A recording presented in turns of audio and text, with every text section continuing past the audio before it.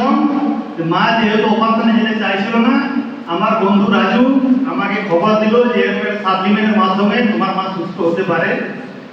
ওর কথা শুনে আমাদের স্যারের সাথে আমি বসেছিলাম, আলোচনা করলাম। উনি জাস্ট দুটো প্রোডাক্ট আমাকে দিয়েছিলেন, রিভো ব্যালেন্স আর রিভো বয়ের বলে একটা প্রোডাক্ট আছে, ওই প্রোডাক্টগুলো দিয়েছিলেন।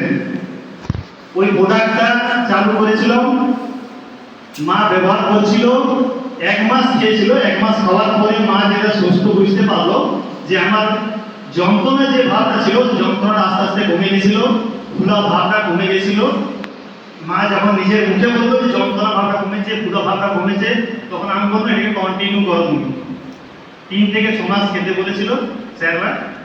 তো এখন 2.5 মাস খাচ্ছে। মায়ের অবস্থা এত খারাপ হয়ে গেছিল যে লাঠি ধরে, বয়সটা হলো 54 থেকে 55 বছর, লাঠি ধরে চলাফেরা করতো 2-4 বার, এর বেশি চলাফেরা করতে পারতো না। এত কম বয়স, 54 থেকে 55 বছর বয়স।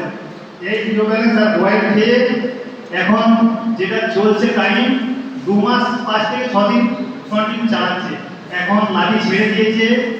এই সেদিনে স্যারকে দেখিয়েছিলাম, সেদিনে বাজার এসেছিল কেনাকাটা করতে, নিজের হাতে নিজের পায়ে চলাফেরা করে এসেছিল। আমার দেখে খুবই ভালো লাগছে, সাপ্লিমেন্টে এত ভালো কাজ হয়।